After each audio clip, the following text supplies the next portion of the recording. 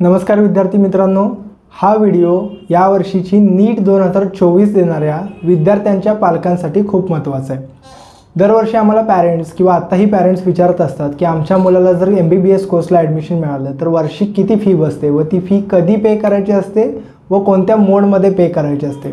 त्याचबरोबर प्रायव्हेट MBBSला मिळत असेल किंवा BAMSला मिळत असेल तर किती फीज आम्हाला ॲन्युअली पे करायला लागते, हा सगळ्या पालकांचा प्रश्न असतो. या व्हिडिओमध्ये आपण जर तुम्हाला गव्हर्नमेंट MBBS मिळालं तर किती फीज बसणार आहे हे बघणार आहोत.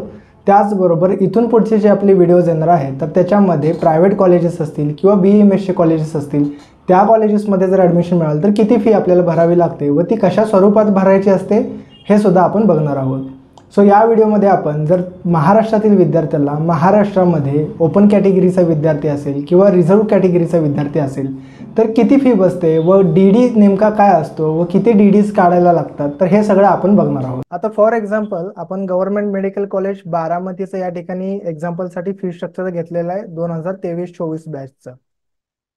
सो पहिल्यांदा आपण ओपन कॅटेगरीसाठी बघूया. ओपन कॅटेगरी म्हणजे ज्या असे स्टुडंट ज्यांच्या फॅमिलीचे इन्कम हे अबोव 8 लाख आहे, तर असे विद्यार्थी किंवा ज्या विद्यार्थ्यांनी महाराष्ट्रातल्या कॉलेजमध्ये ऑल इंडिया काउन्सिलिंगमधून पार्टिसिपेट केलं होतं व ओपन कॅटेगरीमध्ये येतात. तर अशा विद्यार्थ्यांना किती फीज बसते बघा. तर इथं दोन प्रकारचे फीज दिलेले आहेत. सगळ्यात म्हणजे पहिली असते ती म्हणजे ट्युशन फी, ज्याची अमाऊंट ही थोडीशी मोठी असते. आता ट्युशन फी किती आहे तर 1,25,700 ही झाली ट्युशन फी. याच्या व्यतिरिक्त काही लहान लहान अदर फीज आहेत, जसं की ॲडमिशन फी 1,500 रुपये आहे, डेव्हलपमेंट फी 5,000 रुपये आहे, जिम खाना फी 500 रुपये, हॉस्टेल फी, लायब्ररी डिपॉझिट, असं टोटल ओपन कॅटेगरीचा विद्यार्थी असेल ज्याच्या फॅमिलीचे इन्कम हे 8 लाखापेक्षा जास्त आहे, तर अशा विद्यार्थ्याला एका वर्षाची फी किती बसणार आहे गव्हर्नमेंट कॉलेजमध्ये? 1,39,700. 1,40,000 तुम्ही एक फिगर पकडून चला की 1,40,000च्या आसपास तुम्हाला फीज या पे करायचे. आता फी जेव्हा आपण एखादं गव्हर्नमेंट कॉलेज आपल्याला मिळतं, सपोज पहिल्या राऊंडचा रिझल्ट लागला आणि पहिल्या राऊंडमध्ये तुम्हाला एखादं गव्हर्नमेंट मेडिकल कॉलेज मिळालं, तर जी काही आता ही फी भरायची तुम्हाला 1,39,000, याच्यासाठी तुम्हाला DD काढायला लागतो. त्याला डिमांड ड्राफ्ट असं म्हणलं जातं. हा डिमांड ड्राफ्ट तुम्हाला कुठे मिळतो तर बँकेमध्ये मिळतो. ज्या बँकेमध्ये तुमचं अकाउंट आहे किंवा तुमच्या पॅरेंट्सचं अकाउंट आहे, तर त्या बँकेमध्ये जायचं आहे तुम्ही.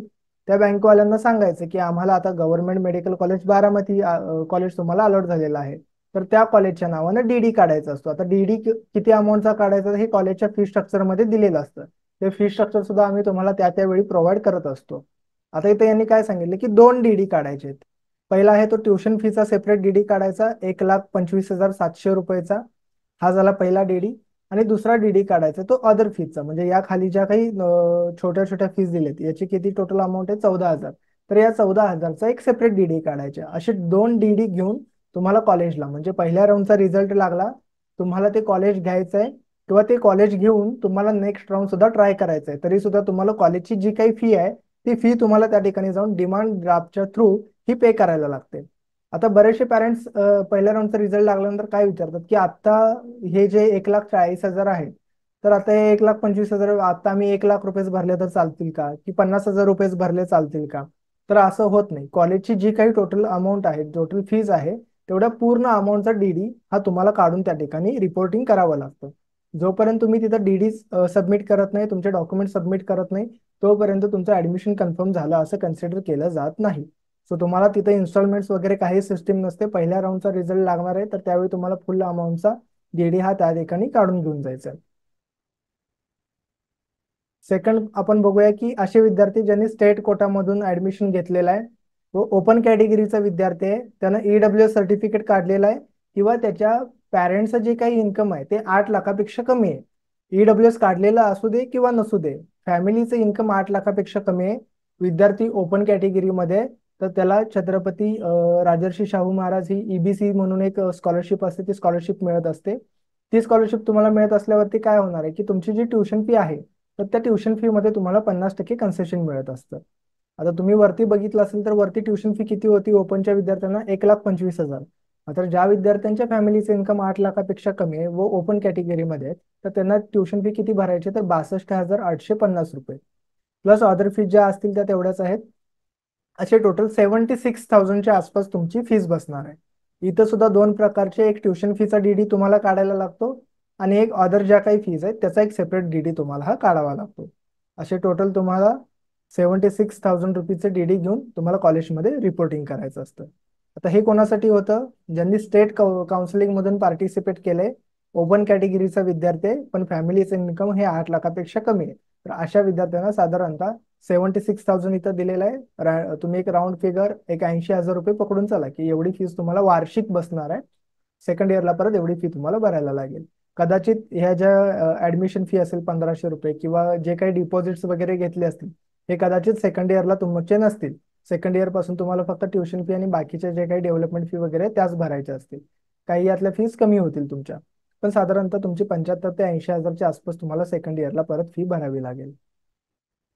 त्यानंतर थर्ड येतात म्हणजे राहिलेल्या सगळ्या कॅटेगरीचे विद्यार्थी, एस-सी असेल, एस-टी असेल, ओबीसी असेल, एस-बी-सी असेल, व्ही-जे असेल, एन-टी असेल किंवा डिफेन्स पर्सनल वगैरे असतील.